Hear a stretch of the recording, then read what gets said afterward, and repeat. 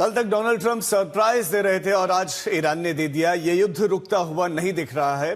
क्या ईरान जंग में अमेरिका फंस गया है? 22 दिन के युद्ध के बाद अब अमेरिका कह रहा है कि कुछ बड़ा होने वाला है, बहुत बड़ा। लेकिन क्या होने वाला है? इस बीच में अमेरिकी राष्ट्रपति जापानी सरप्राइज का जिक्र करके सबको चौंका देते हैं। तो क्या डोनाल्ड ट्रंप कुछ वैसा ही सोच रहे हैं जैसे ट्रूमैन ने सोचा था?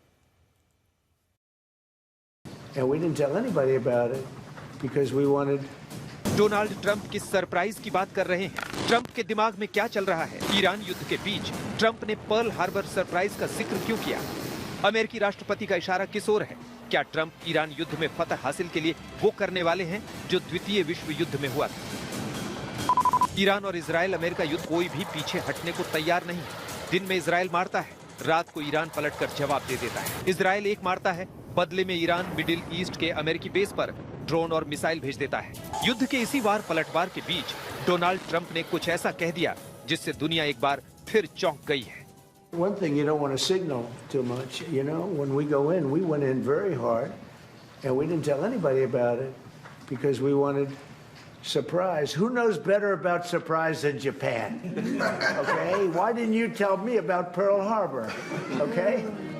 दरअसल जापान की पीएम साने तकाइची अमेरिका दौरे पर हैं। बता दें कि जापान उन देशों में से है जिनसे ट्रंप ने हॉर्मुज स्ट्रेट खुलवाने में मदद मांगी थी, लेकिन जापानी सरकार ने साफ मना कर दिया था। वॉशिंगटन डीसी में जब जापानी पीएम और ट्रंप प्रेस के सामने थे, तभी सवाल हुआ कि आपने ईरान पर सरप्राइज अटैक क्यों किया? किसी सहयोगी को बताया क्यों नहीं? तो इस पर ट्रंप ने सरप्राइज के जापानी उदाहरण दे दिए। One question, why didn't you tell US allies in Europe and Asia like Japan about the war before attacking Iran? So we are very confused about we Japanese citizens. Well, one thing you don't want to signal too much, you know, when we go in, we went in very hard and we didn't tell anybody about it because we wanted surprise. Who knows better about surprise than Japan? Okay? Why didn't you tell me about Pearl Harbor? Okay? Trump ने Japan के जिस surprise की बात कही वो उसे भी जान लीजिए।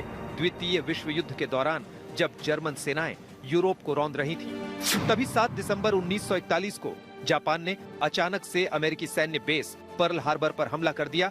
उस हमले में 2000 से ज्यादा अमेरिकी मारे गए। अमेरिकी नौसेना को भारी नुकसान हुआ। बदले में अमेरिका द्वितीय विश्व युद्ध में कूद गया और सबसे निर्णायक हमला हिरोशिमा और नागासाकी पर हुआ। इतिहास में पहली बार परमाणु बम का इस्तेमाल हुआ।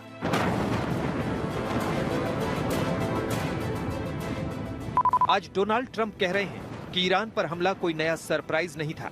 सरप्राइज तो वह था जो 85 साल पहले जापान ने पर्ल हार्बर में किया था। लेकिन जापान पर परमाणु हमला भी दुनिया के लिए महाविनाशक सरप्राइज था।